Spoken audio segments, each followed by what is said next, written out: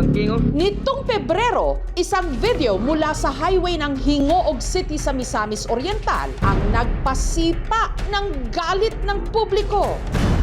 Isang kabayo kasi pinatakbo habang nakatali sa umaandar na puting sasakyan. Tay banking oh.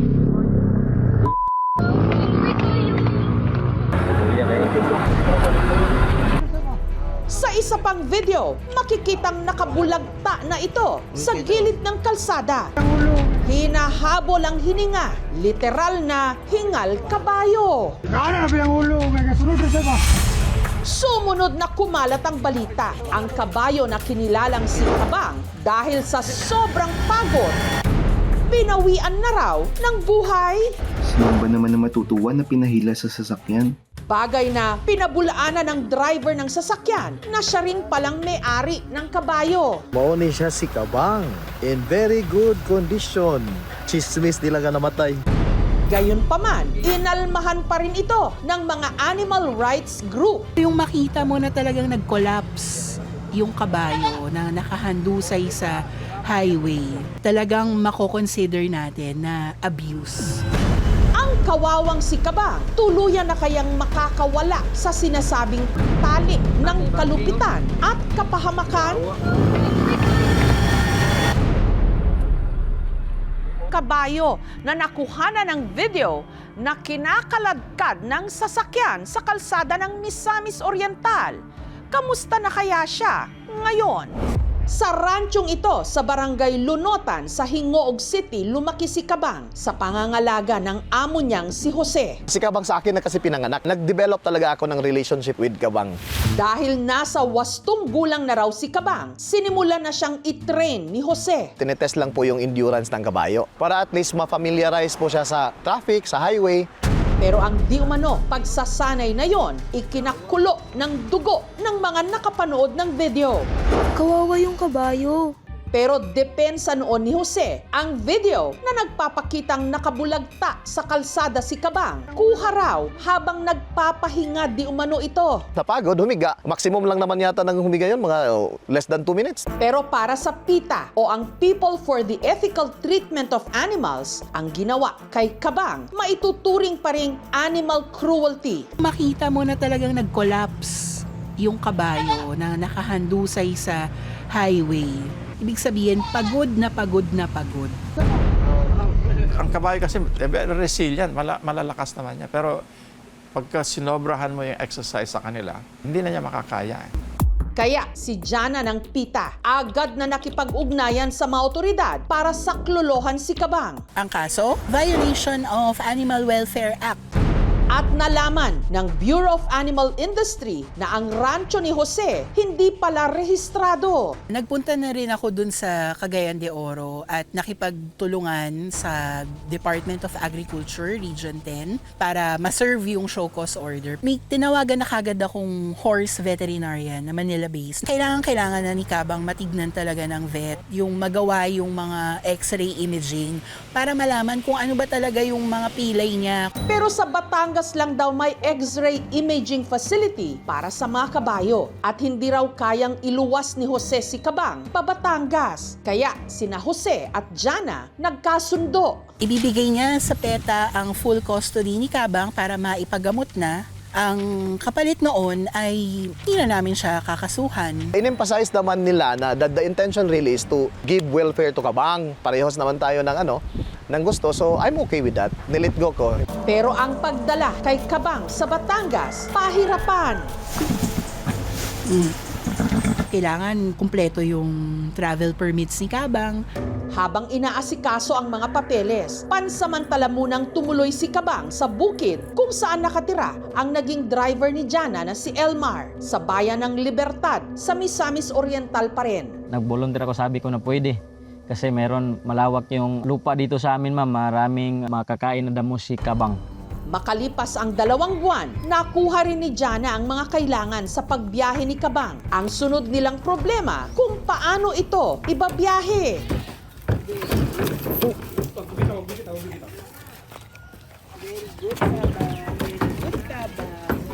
ang naging katuwang ni Jana, ang veterinaryong si Doc Steve. Hindi ako nagdalawang isip, sumama na ako sa kanya. Nanggaling pa talaga sa Luzon yung trailer na yon.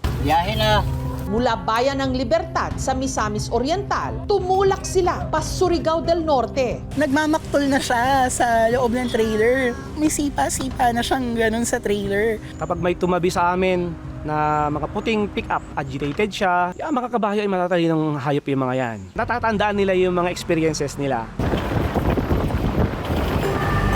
Sa ikalawang araw ng kanilang paglalakbay, narating nila ang Southern Leyte. Na-turn down kami maraming beses ng mga resort, mga hotel, ganyan. Siyempre, kiko-consider mo din, kakasya ba yung sasakyan namin doon? Ang haba namin dahil may trailer pa kami. Makalipas ang mahigit isang araw, tumawid uli sila ng dagat patungong Sorsogon. Hanggang nakarating sila ng Albay.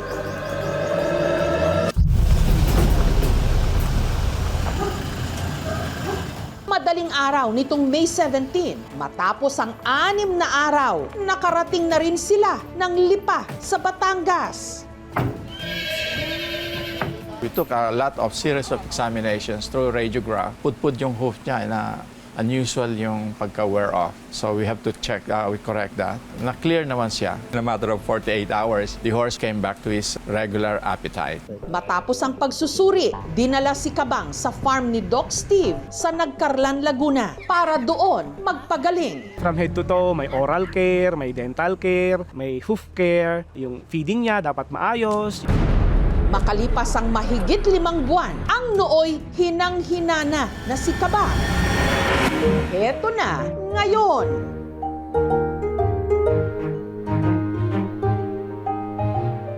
Tumabata-ba na, mas mukha naman siyang masaya ngayon, malaya siyang nakakalakad-lakad dyan, mukhang recovered na.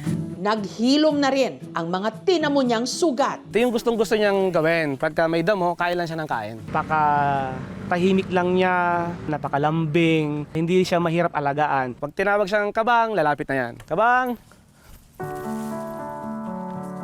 Naghahanap ngayon sina Jana ng magiging tahanan ni Kabang at ang isa sa mga nagpresenta, walang iba kundi si Doc Steve na rin mismo. 100% sure ako sa decision kung i-adopt si Kabang. Pero siyempre, tutulong pa rin ako sa welfare ni Kabang kung kanino man siya mapapunta. Ang hindi alam ni Doc Steve, may inihandang sorpresa si Jana para sa kanya. Kaya Doc, meron akong surprise sa'yo. What? Final na. Ikaw na ang tagapangalaga ni Kabang. Thank you! Ito yung kontrata. Nakakataba ng puso na tayo na ang nag-ampon kay Kabang at dito na siya magtatagal sa piling ko. Masaya po ba kayo? Of course, masaya. Ako din, sobrang saya ko rin, Doc, na sa'yo siya mapupunta. Pakasarap sa pakiramdam na makatulong sa mga voiceless, sa mga hayop na hindi nila kaya ipaglaban yung sarili nila. Hindi lahat ng kabayo kailangan ng humahawak sa renda o kumukontrol ng kanilang galaw.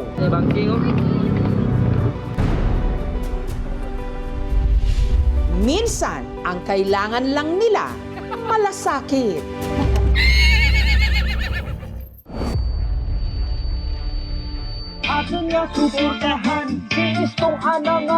Pag siya na raw ang may hawak ng mikropono sa videoke, uwian na. Laging bigay todo. May pa-shoutout pa sa kanyang fans. Maraming salamat po sa lahat na pumunta sa event natin tonight, no? Muga may rematch pa ta. Pero sa videong ito, hindi na high notes ang hinahabol niya. Kundi ang kanya hininga. Ang binata kasi habang nagvi-videoke, di umano na kuryente. Parang hinigop po kasi siya ng microphone. Pag sabi niya ng aray, nanginig siya, nawala na siya ng malay, natumba siya. Sa mga mahilig diyang mag-videoke, paano makakasiguro ang hawak na mikropono, ligtas. Nang dahil sa mic, nawalan talaga ako ng pinakamamahal kong boyfriend.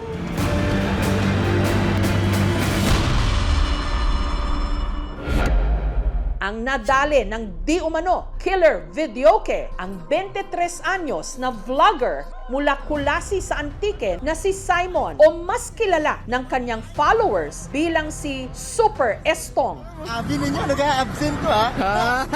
Ayos ha. Napakakwela po. Pero sa halip na tawanan, mga pagtangis o pag-iyak ng kanyang mga mahal sa buhay ang narinig nang inuwi ang kanyang mga labi nitong Miyerkules. Mamimiss namin yung mga vlog niya. Dati, sobrang saya, pero ngayon, umiiyak na lang. Ay, kaya, bago ganyan, mareklamo gid eh. Si Estong, miyembro ng Team Ragumo, grupo ng vlogger mula Antique na kinaaaliwan dahil sa kanilang mga kwelang video. Kahit sa school nila, palagi siya nagpapatawa. Kaya pag uwi ko dito, tinawagan ko sila lang, magbubuo kami ng grupo.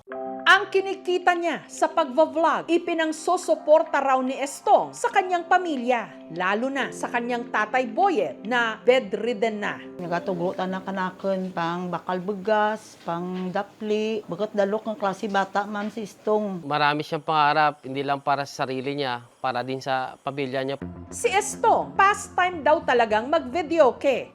Kwento ng kanyang nobya na si Jamela, nitong Lunes, nag-outing ang kanilang barkada sa isang private resort sa Antique. Yung mga kaklase niya yung elementaries nag-graduate ng 4th year college. Nagplano sila na mag-outing for celebration din. Habang nagmamic check yung pinsan ko, kinuha niya. Tapos sabi niya, ako unang kakanta. Pero bago pa man daw makabirit si Estong, biglang Nanginig siya ng konti, nagsabi aray. si Jamela agad kinutubang na kuryente ang kanyang nobyo. Hindi na ako nagdalawang isip na kunin yung wire. Hinila ko sa kanya. Nung pagkuha ko ng wire is doon parang nawala na siya ng malay, natumba siya. Nung pagtumba niya, doon siya umihi. Agad daw nilang isinugod si Estong sa ospital. Mano-mano pa itong binombahan ng oxygen sa loob ng ambulansya. Mord, papastog ko kita, bato ko kita. Kinakausap ko siya na huwag kang matulog. Love anytime, malapit na tayo. May malay pa raw si Estong nung nakarating ng ospital. Mga 4 hours pa siya sinisi-CPR. Ramdam namin lumalaban pa siya. Pero unti-unti raw bumigay ang katawan nito. Wala na, mahina na talaga siya. Kaya doon kami nag-decide na, sige, huwag na lang mag-CPR. Love, makapagod ka lang, gusto mo na magpahinga kasi palagi ka lang nagpapasaya sa amin. Ngayon, baka gusto mo lang matulong. Sige, matulog ka lang dyan, magpahinga ka lang. Kahit masakit tatanggapin ko. Gusto ko, ma'am, mapatay man ako, masunod ako sana, para nga maway kami. Wala rin si Estong, wala rin matuglukan akong kakwarta. Ano tanak-anakon nga pimilang agbay kup-kup. Pero ang tanong, nakuryente ba talaga si Estong? Lahat po kami tuyo. Oo, 100% naniniwala ako. Nang dahil sa mic, nawalan talaga ako ng pinakamamahal kong boyfriend. Ang pamunuan ng resort tumangging magpa-interview. Gayunman, nagpadala sila ng mensahe. Out of respect for the family and the ongoing investigation, we deem it appropriate to refrain from making any statements until the authorities have completed their work and released the official findings. Habang ang PNP nagsasagawa ngayon ng investigasyon. Sa ngayon, ongoing pa po. Kinausap ko po yung family ni Estong. Kung gusto nilang mag-file is at kung willing po silang ipa-autopsy ang bangkay po ni Estong. Pero sabi nila, pag-usapan lang po daw muna nilang pagpamilya. Napag-alaman nila na hindi pala si Estong ang unang humawak ng mic nung araw na yon. Mas nauna raw gumamit nito ang kaibigan ni Estong na si Christian. Pagsaksak ko ng videoke po, yung mismong saksakan parang may sunog, nagamit ko pa yan. Maya-maya, nakaramdam ako ng merong ground yung microphone. Binaliwala ko lang. According po nung nag-interview namin yung caretaker, nire-report naman po nila sa may-ari. Regular niya naman po chinecheck ang unit niya. Ang videoke machine nasa kustodiya na ngayon ng PNP. Nagko-coordinate pa po tayo sa mga ibang agency para mabigyan po tayo ng certified or licensed electrician po para mabigyan po tayo ng certification kung talaga pong may diferensya or may faulty electrical wiring. Nire-replace kagad natin yung mga malfunctioning devices. Tapos, kumukontak kagad tayo sa mga electrical practitioners para i-troubleshoot. Kapag mag-approach tayo sa isang live na circuit, device, appliance, i-check natin kung properly insulated ba tayo. Because that's the first line of defense para hindi tayo mag-ground. Ang ospital kung saan tinugod si Estong tumangging magpa-interview pero nagpadala sila ng written statement. At present, a thorough review is being conducted to establish the clinical facts and ensure compliance with applicable medical procedures. Any further information regarding this matter will be disclosed only as appropriate in accordance with applicable laws and regulations. Marami pong pwedeng maging dahilan ng ating cardiac arrest. Posible pa rin talaga na nakuryente siya. Merong mga voltahe ng kuryente na masyadong malakas, kaya mas malaking kuryente ang papasok sa katawan. Magkakaroon tayo ng tinatawag na arrhythmia, kung saan ang puso ay parang pumipitik na lang ng halos wala na siyang naibobomba ng maayos. Gusto ko lang, ma'am, tawaan ka ng justisya, sistong. Ma'am, hindi ko mabaton, ma'am, nga. Mawala, sistong, ang murang kaplanggalan sa akin, ma'am. Pag napatunayan po namin na meron pong negligence sa part po ng resort owner, pwede po silang kasuhan ng reckless imprudence resulting to homicide since po na namatay po yung victim.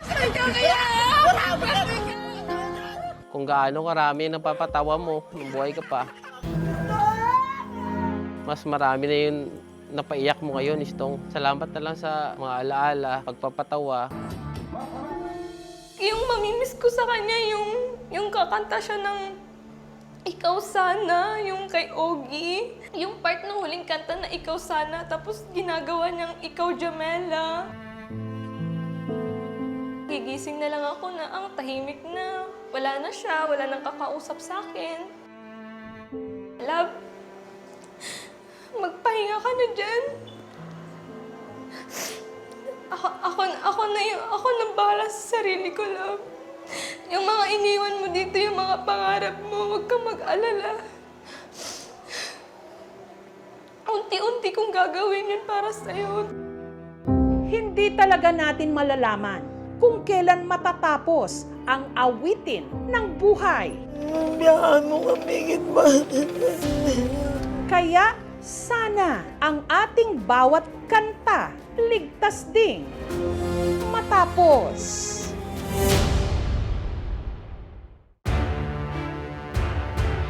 May bahay na nirentahan ng short term lang, wala pang isang buwan. Pero ang rumenta nito, para raw inangkin na ito at pina-house blessing pa. May pa-house blessing sa isang 2-story na bahay sa Ilocos. May mga bisita. Meron pang pa-catering. Siyempre, may dumating na pare para basbasan ang bagong tahanan. Ang selebrasyon, mukhang pinaghandaan ng husto. Hanggang lumabas ang nakagugulat na katotohanan. Ang nagpabendisyon, hindi pala sa kanya ang bahay. Kaloka! Ang lala ng fantasy, napakagastos. Ay, ganda. Siya lang nakaisip niyan. Naglaro na naman ng yaman-yamanan si Madam. Kung gayon, sino ang nagpa-house blessing? Sino rin ba ang totoong may-ari ng bahay? At heto pa ang mas nakakaloka. Ayon sa investigasyon, hindi lang ito yung tinatawag na delulu moment o pagpapanggap. Posible raw na bahagi ito ng isang modus. Ang kontrobersyal na bahay nakatayo sa bayan ng San Nicolas sa Ilocos Norte. Merong 4 na kwarto, maaliwalas na sala at malawak na dining at kitchen area. Mula sa balkonahe, tanaw ang pool at 2 villa. At ang maswerte at lubos na nagagalak na nagpatayo ng bonggang bahay na ito, walang iba kundi ang negosyanteng si Lucky Joy. Ang laman po nito is yung mismong certificate of title. Ang kanyang resibo, ang hawak na titulo ng kanyang arkitekto na si Julio. Ang nakapangalan talaga is Lucky Joy Dumlao, married to Gary Dumlao. So ito talaga nagpapatunay. Pero paglilinaw ni Joy, hindi raw siya ang nagpa-party at nagpa-bless sa bahay. Paanong mangyayari ito? Gayong si Lucky Joy nasa Hawaii at doon nakatira. Nakapunta ka dito 2009 dahil pinetisyonan ako ng asawa ko. Ang business namin is rental car. Ang bahay, pinag-ipunan daw nila ng kanyang mister. Yan yung first investment namin. Natapos yung bahay December of 2023. Nagpa-housewarming kami April 2024. Pero dahil minsan lang naman sila umuuwi ng Pilipinas, pinarentahan nila ito. At ang isa sa mga naging kliyente nila ang nagpakilalang Pilipinong doktor daw sa Canada na itago natin sa pangalang Marie. Nagrenta siya sa akin, kung hindi ako magkakamali, 2023. Ang papakilala na sa akin noon is surgeon siya. Hindi ko ine-expect na we're gonna be close or anything. Maayos naman daw ang kanilang unang transaksyon. Katunayan, nitong Disyembre, nirentahan pa raw ulit ni Marie ang bahay. Tinawagan niya ako, ate, pwede ba ako magrenta sa'yo directly? Sabi ko, okay lang naman. December till January siya nagrenta sa akin. Kalaunan, nagpahiwatig na raw si Marie na hindi na lang niya gustong rentahan ang bahay. Gusto na rin niya ito bilhin. Pero kung we're at the same price, at the right price yung price natin, why not? Sabi ko kay 20 million. What about we do it 19 million? Sabi niya. Okay, sabi ko. Uuwi na lang kami and then isasama ko na yung pagdadraft ng deed of sale. Pero hindi naman daw agad ito nakapagbayad. Sabi niya, naka-freeze yung account nila. Kaya sabi ni Arky, ngayon, hintayin ko yung cheque mo, ma'am, sabi sa akin ni Arky. At kahit hindi pa raw tuluyang naililipat sa pangalan ni Marie ang bahay, aba, pinarenovate niya na ito kay Julio. Magsesend ako ng 1.5 million pesos sa'yo, architect. Pinakita pa nga sa akin yung itsura ng cheque. Yan ang gagamitin ko pagdating ko dyan sa Pilipinas. Napaniwala niya ako. Ang perang inilaan daw ni Marie sa renovation, 1.5 million pesos. At kahit hindi pa raw natatanggap ni Julio ang bayad, sinimulan na niyang gawin ang mga pinapaayos ni Marie. Yan yung sinabi kasi ng may-ari na susundin lahat yung sasabihin yung mismong bibili at saka magrerenta dahil sila nag-usap. Gusto niyang itaas ito, bakod at saka lagyan ng tapal ito lahat-lahat. Yung mga water lines nito, saka yung dynamo, pressure tank, pinalitan namin lahat yan. Gumastos kami ng almost 180,000 pesos. Inabunuhan ko talaga. At nung natapos daw ang renovation nitong May 18, kahit wala pa namang bayad, si Marie nagpa-house blessing na nga.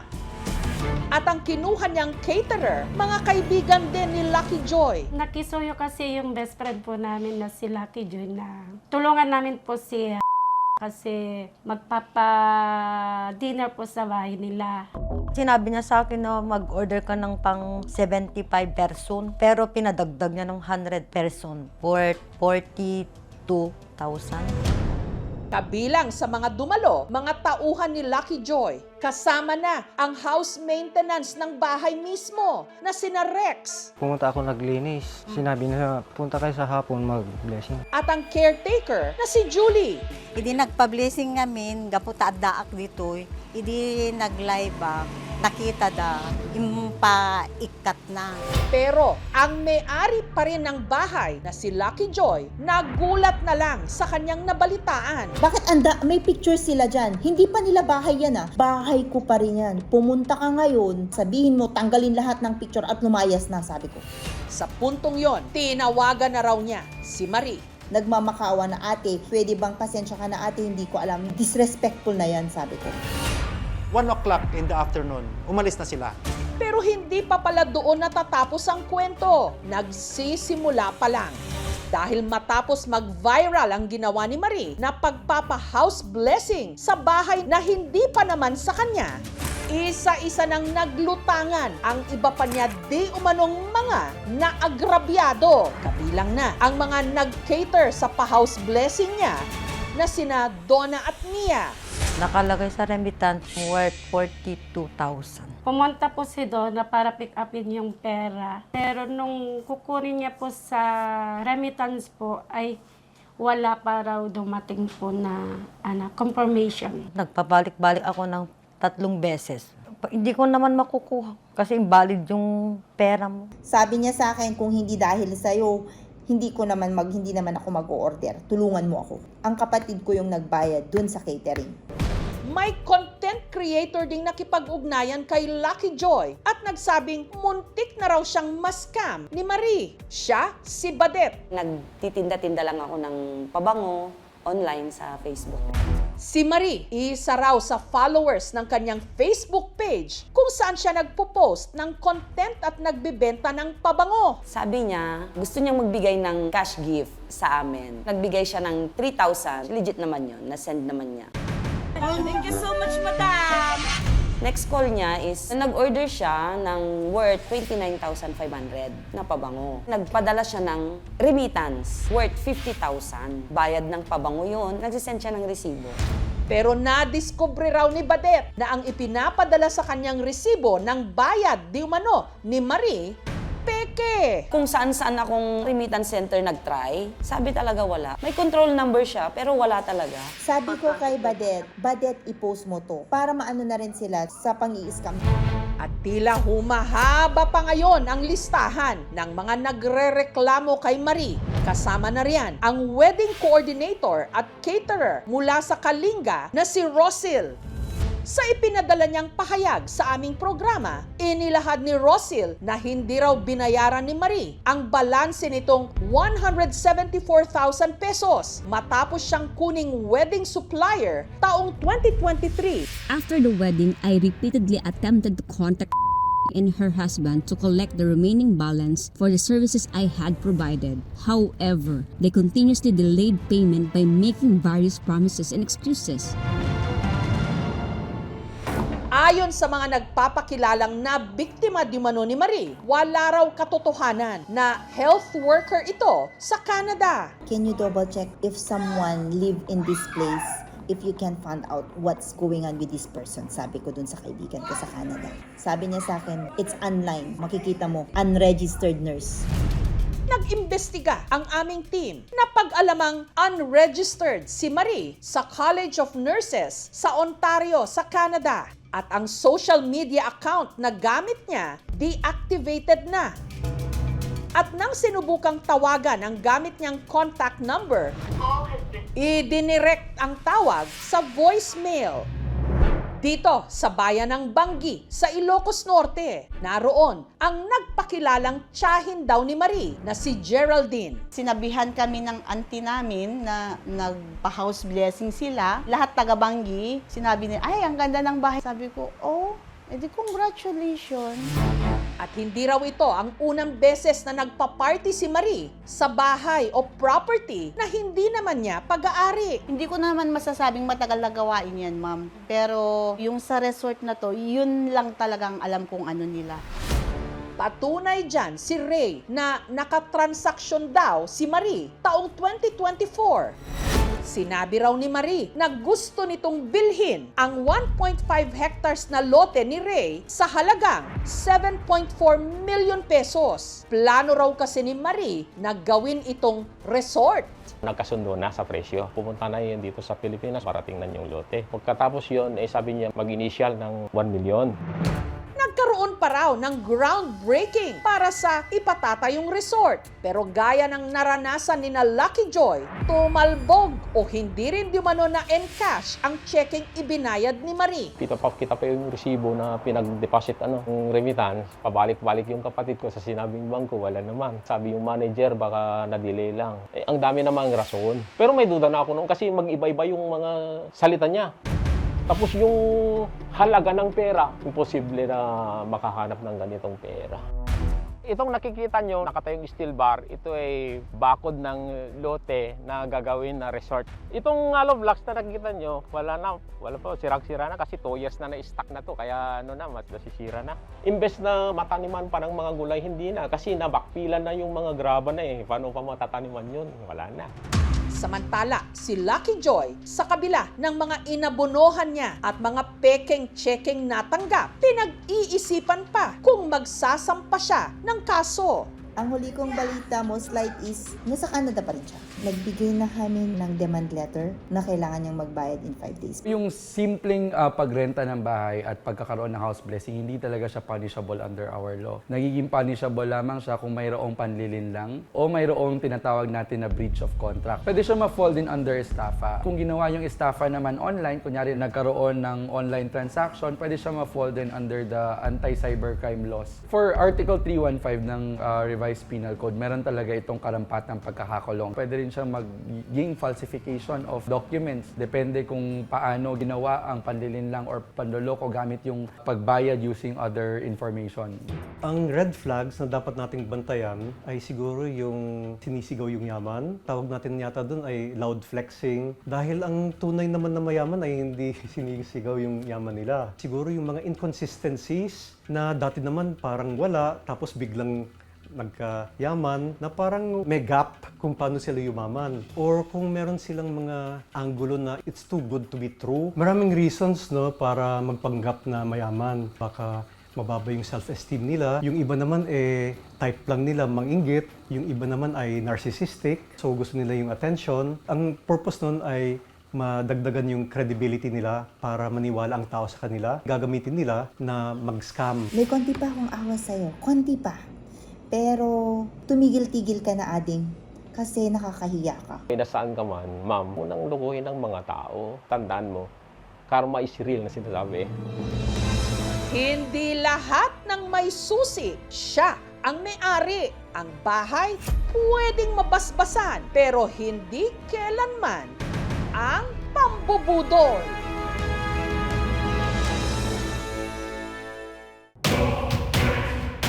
Pinagkakaabalahan, tinututukan ang impeachment trial ni Vice President Sara Duterte. Alamin natin kung ano ang punot dulo nito. Bandang alas 11 ng umaga nitong July 7, lalong humigpit ang seguridad sa Senado. Kumalat kasi ang balita na dadating sa araw na yon si Vice President Sara Duterte. Ang media nag-abang. Maya-maya pa. Nagkumpulan na ang lahat nung pumasok sa Senate building si Vice President Duterte. Humarap siya sa media. Ano na? Just one sentence, and then no questions. Yeah, I know. Sadly, no? Sa halip, nag-iwan ng napakaikli pero makahulugan na pahayag. In this bloodbath and bludgeoning, I will be blooded but unbowed. Maraming salamat.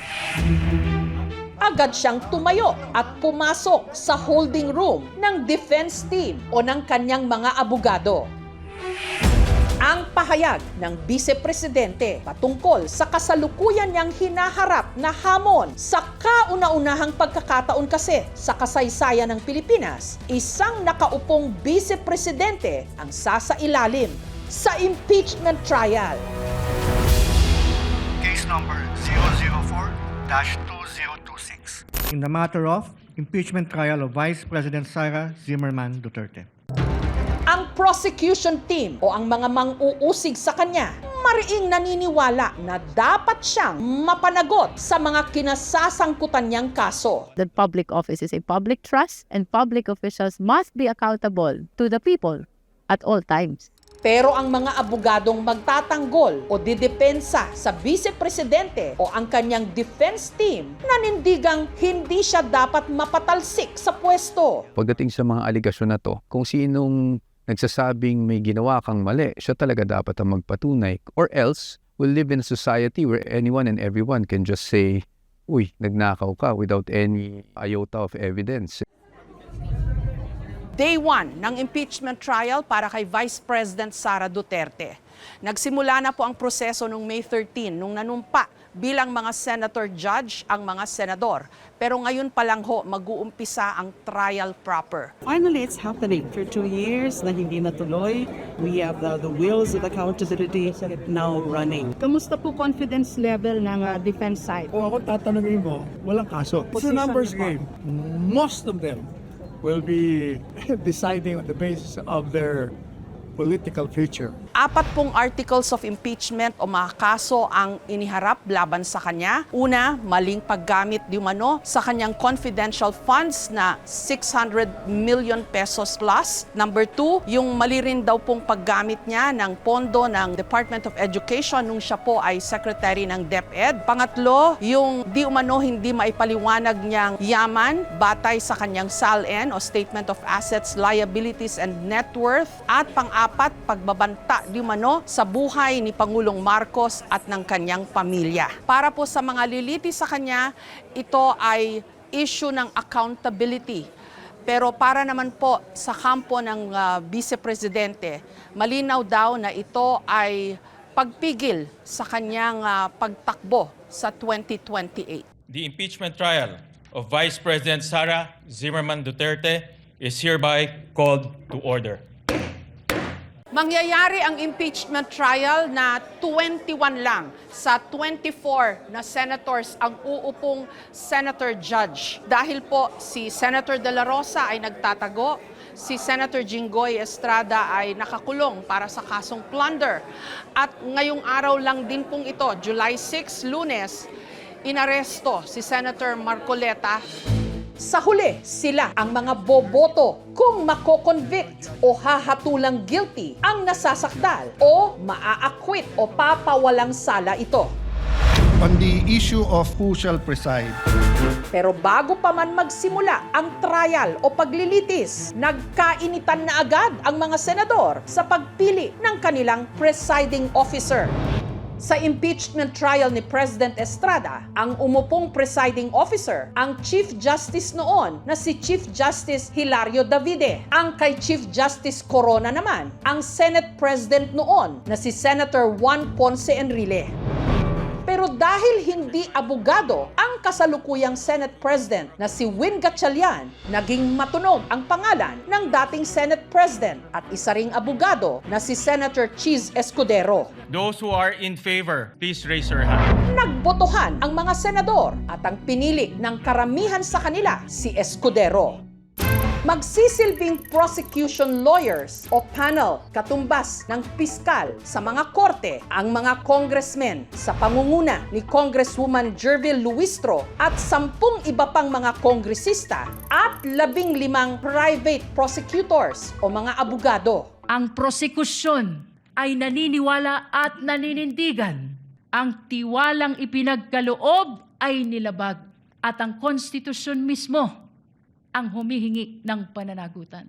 Ang didepensa naman sa Vice Presidente, 16 na defense counsels o private lawyers sa pangunguna ni Attorney Sheila Sison. Ang malinaw na layunin sa likod ng mga paratang na ito ay ang pagpapatalsik sa isang Vice Presidenteng inihalal ng mahigit 32 milyong Pilipino at bunga ng kanilang malayang pagpapasya. Hindi dumalo sa pagbubukas ng trial ang Vice Presidente. Kaya sa pangalawang araw, nagulat ang lahat nang bigla itong sumipot sa 4 na mga kaso o articles of impeachment na kinakaharap ng Vice Presidente. Inuna ang ginawa raw nitong pagbabanta laban kay President Bongbong Marcos, First Lady Liza Araneta Marcos at dating House Speaker Martin Romualdez. May kinausap na ako na tao. Sinabi ko sa kanya, kapag pinatay ako, patayin mo si BBM, si Liza Araneta, at si Martin Romualdez. No joke. No joke.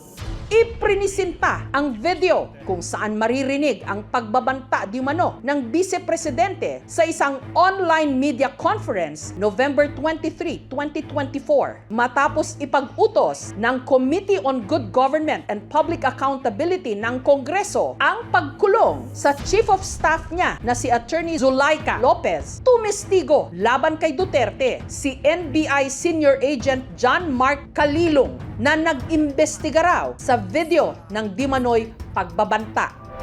Na-interview ko ang mamumuno sa panel of prosecutors, si Congresswoman Jerby Luistro ng Batangas. Kamusta na ho kayo? This is day 3 of the impeachment trial this week. We are very positive. So for day 1 and day 2, we were able to achieve our goals. We are very much focused and hopeful that we will be able to present very well every piece of evidence that we have. How do you size up the defense counsel? I know that they are litigation lawyers, that they have vast experience in court litigation. Kung ano man yung kakulangan namin about litigation experience, I wish to believe na ito namang impeachment trial na ito ay hindi purely legal proceeding. Ano ho bang narrative na gusto nyo i-paint of the Vice President? Well, this should be the story of a Vice President who must be facing accountability. So what happens kung ayaw mong mag-appear o pumunta rito ni Vice President? Prerogative niya po actually yan. Pero I wish to express as well, public office does not grant immunity against accountability. The public office is a public trust and public officials must be accountable to the people at all times. Sa Article 4, I understand, nagbigay na ho sila ng side nila na this is part of her freedom of expression. There is freedom of expression except when what she's expressing already constitute a crime. 92 trial dates ang nakatakda. Kung kukwentahin sa 3 trial dates kada linggo, maaari itong umabot ng mahigit 7 buwan. Ang pangalawang kaso o article of impeachment na tatalakayin ang di umano maling paggamit ng Vice Presidente sa kanyang confidential funds. Bakit siya inuusig on her confidential funds? Confidential nga ho yun. Bakit siya lang? Bakit naging selective? Sa Office of the President, 14 billion daw po yung confidential funds. To begin with, Jessica, there's no such thing as exemption from audit. This is part of public fund. At basta public funds, subject siya sa audit. Now, to your question, bakit siya lang? First of all, impeachable official siya. We cannot investigate those na wala namang complaint. Yung kanya pong defense counsels during their opening statement mentioned na nakakuha sila ng favorable findings from the Commission on Audit for the Office of the Vice President. It only pertains to the completeness of the documents that needs to be submitted, but it does not necessarily mean that there is no irregularity in the disbursement and liquidation of public funds. Isa pang kaso o article of impeachment ang hindi di umano maipaliwanag na yaman ng Vice Presidente at ng kanyang mister. Ang sabi sa batas, if a public official would acquire property or money which is manifestly disproportionate to the lawful income, there is a presumption prima facie of ill-gotten wealth. Yun ba yung nakita ninyo? I do not want to comment about the SALN. Medyo nag-iingat tayo, parang I'm crossing the border already. Nakapanayam ko rin ang tagapagsalita at isa sa mga defense lawyers ng Vice Presidente, si Attorney Michael Poa. Kahapon nandito po si Vice President Duterte and everyone was surprised. What was the intention of her visit po? She wanted to thank the defense team for all the work that we've been doing so she could only accommodate us for about an hour. Kasi may mga nagsasabi that that was strategy to make her presence felt. No, but I can understand where that's coming from kasi marami rin po nagtatanong bakit sa Senado, bakit hindi sa labas, hindi ba? But the problem is we had a trial 2 and si VP, when she wants to really meet with someone in person, she is very considerate pagdating sa convenience ng kausap niya. In this bloodbath and bludgeoning, I will be blooded but unbowed. Bakit yung statement niya, one line lang. Nako, hindi ko alam, no? But that statement really came from her. As to questions, we have to caution her on speaking on the merit. Under the rules of impeachment, hindi kami pwede mag-discuss, ipahayag yung aming mga merits ng aming mga kaso in public. Kaso may mga pumupuna na parang inspired daw ho yun ng isang tula. She has always been consistent with being unbowed. Ang parating inaakala po ng bloodbath is magkakaroon ng away, matinding gera dito sa loob ng courtroom when all she meant was that it would be her blood spill kasi siya yung i-crucify, siya yung iba-bludgeon kasi siya yung nagiging subject ng impeachment. It would be interesting para malaman kung paano niya tinitake yung lahat ng lumalabas sa impeachment trial so far. Unbothered, I would say. She's always felt that everything is destiny. So if she is convicted, then maybe that's her destiny. If she is to be acquitted, that's her destiny. Pupunta ho ba siya rito sa impeachment court? She's never said na hindi siya pupunta, no? But ang parati namin sinasabi is kung kinakailangan, we will advise her to do so. The rule of law that does justice is our lodestar. And that justice includes accountability. Justice includes fairness.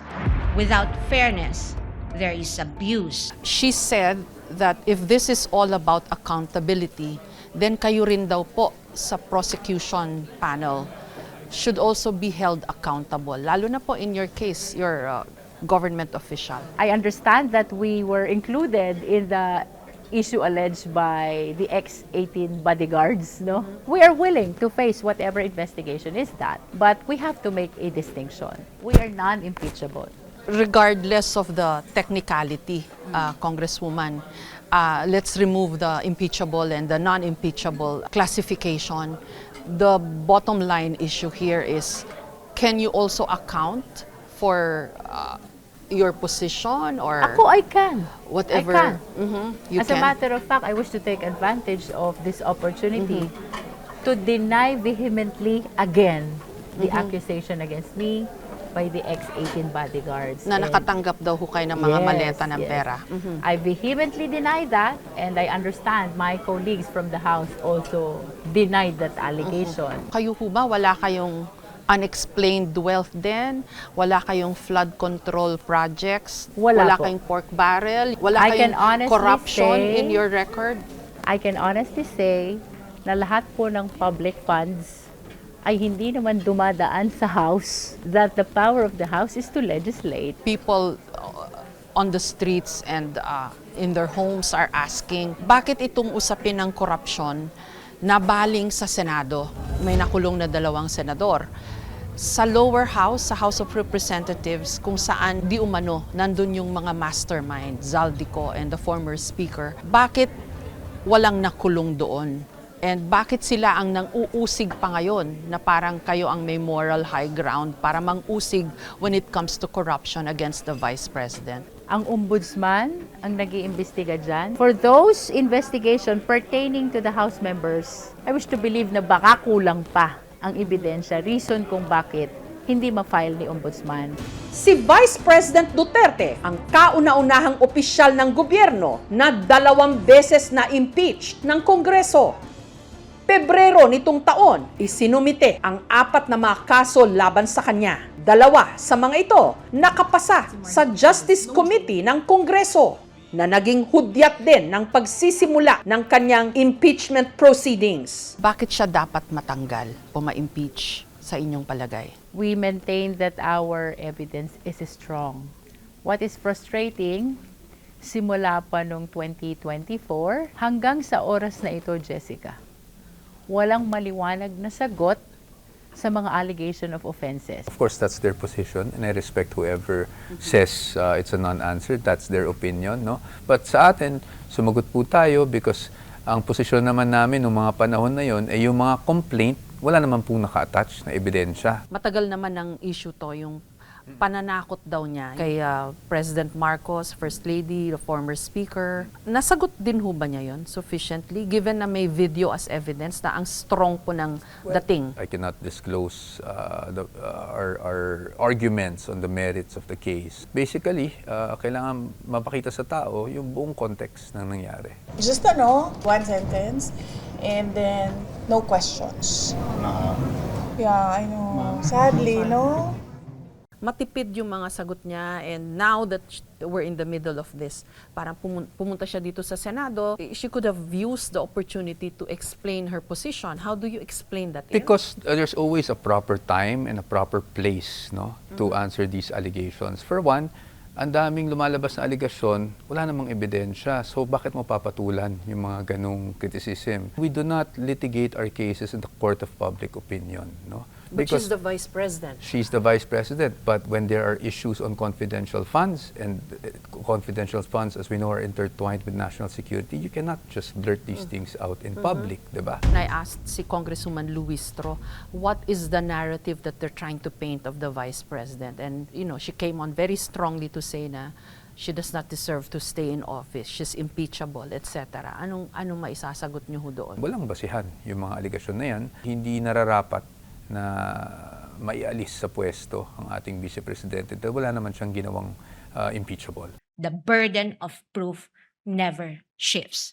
He who accuses must prove his allegations. Sa opening statement ng inyong lead counsel, being the vice president and the second highest official of the land, kahit walang burden of proof, if I may say, she has the burden of responsibility and the burden of her office, which is the second highest position nga po in the country.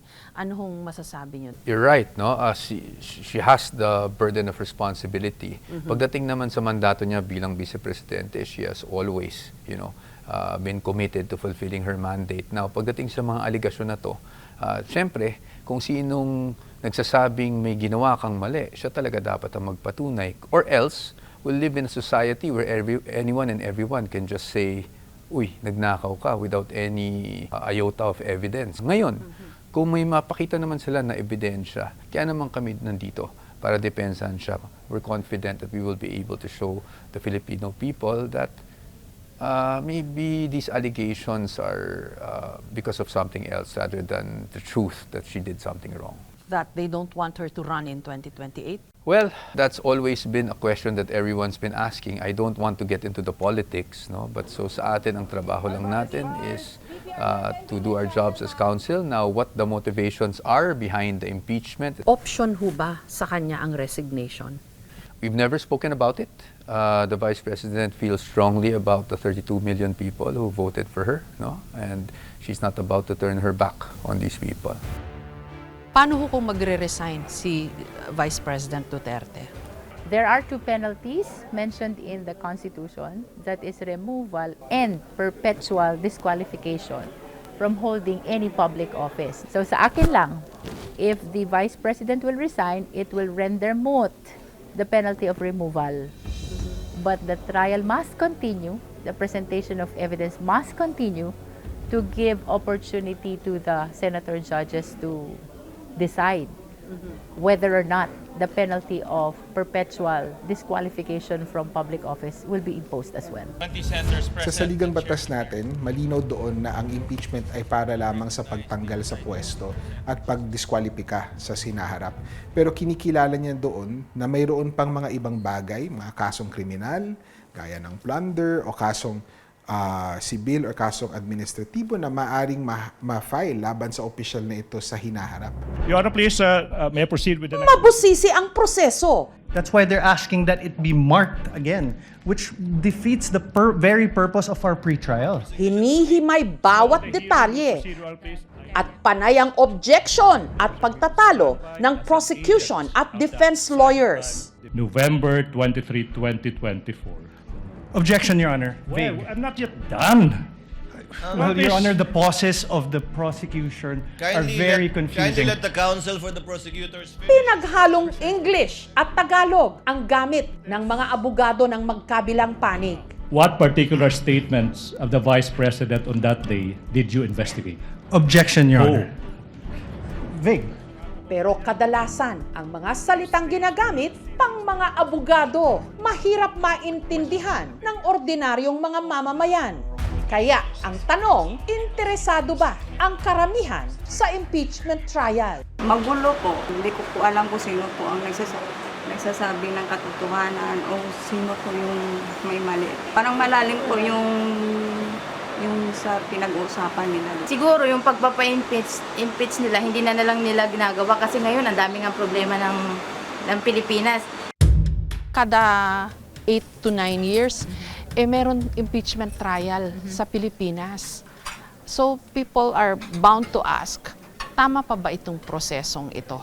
Na parang kada mayat-maya merong ini-impeach sa Pilipinas, and then ang nang-uusig mga politiko rin. So parang nagiging numbers game talaga siya. Ako, I take it positively because it only means that accountability mechanism is working. It only means that constitution is still paramount. It only means that the voice of the sovereign Filipino people is still the loudest voice, perhaps.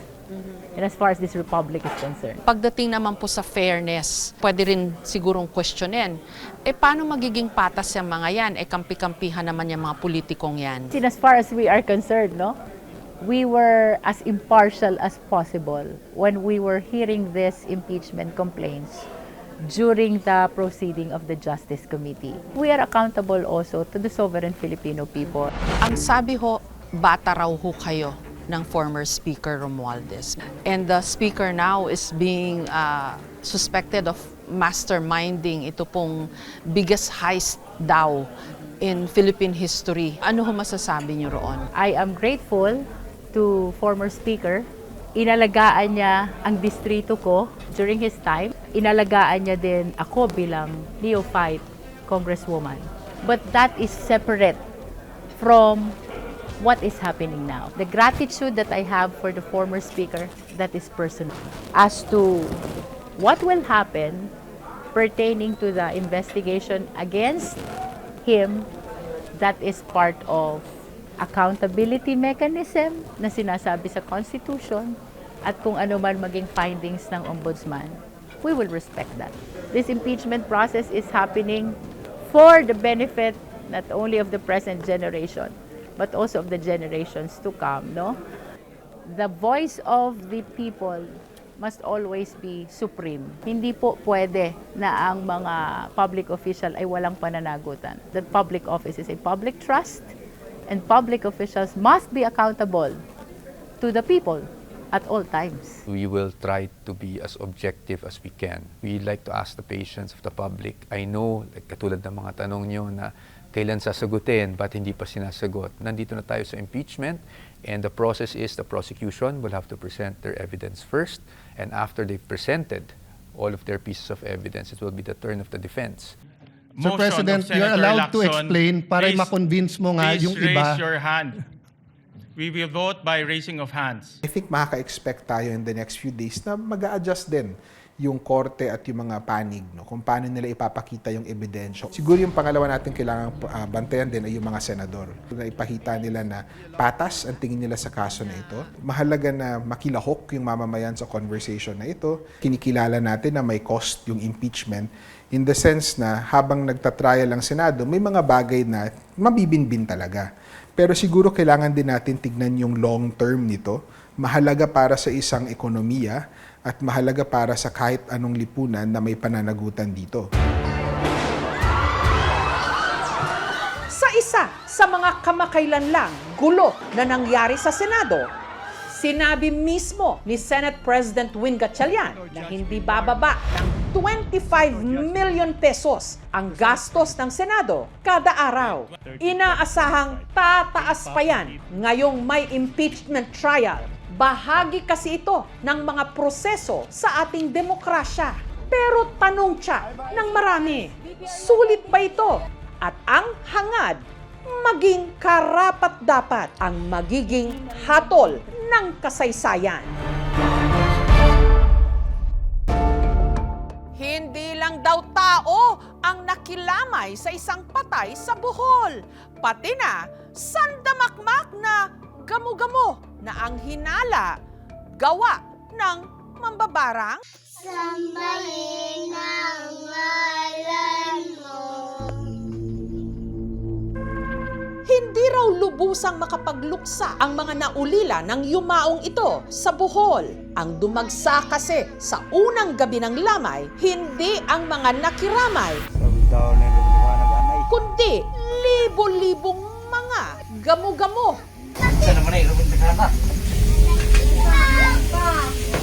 Ngayon pa talaga ako nakakita na ganito kadaming gamo-gamo na dumapo. Sa dami ng mga gamo-gamo, halos hindi na raw makalapit ang mga bisita sa kabaong.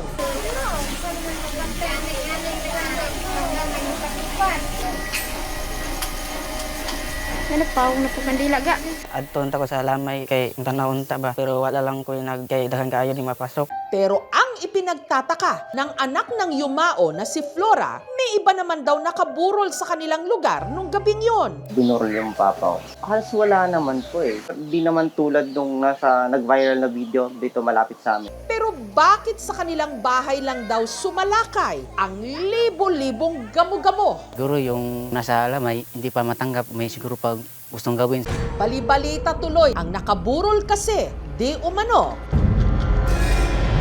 Binarang, Baka kinulam kasi sobrang dami kasi nabulabog kami.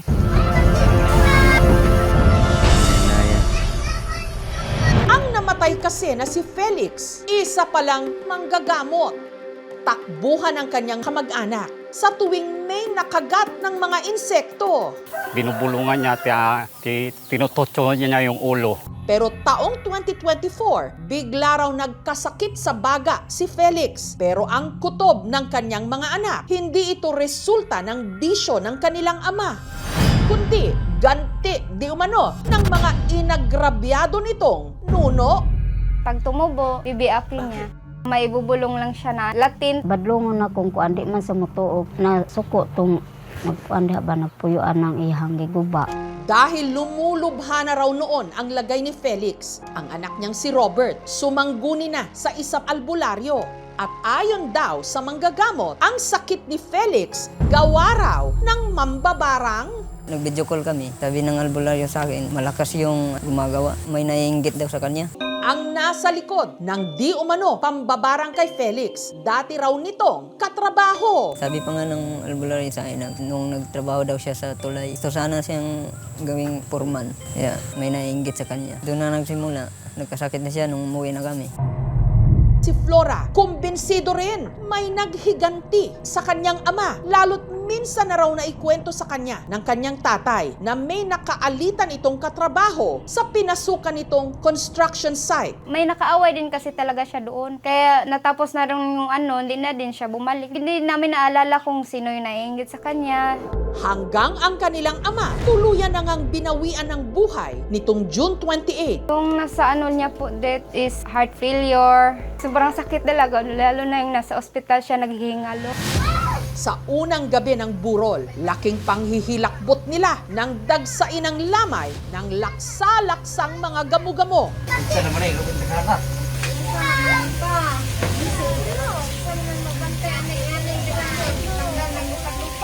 Totoo nga bang binarang si Felix? Gusto lang kasi namin mabigyan ba ng hostisya, yung malaman namin kung totoo, mapanatag yung isip namin. Hinanap ng aming team ang sinasabing dating mga katrabaho niya. Kanang ubos, kanang alaya ma'am, kanang nas ubos, makita ni mo. Opo.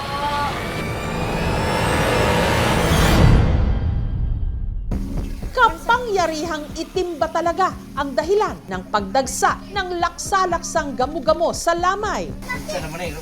Baka kinulam kasi sobrang dami kasi.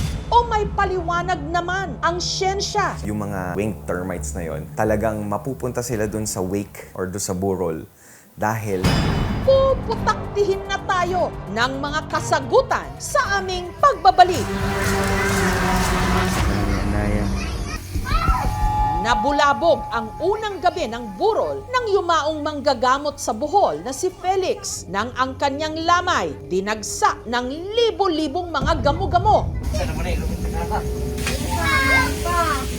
Ngayon pa talaga ako nakakita na ganito kadaming gamo-gamo na dumapo. Paniniwala ng kanyang mga kamag-anak, ang dumagsang mga gamo-gamo hindi nagkataon lang. Si Tatay Felix, binarang daw di umano.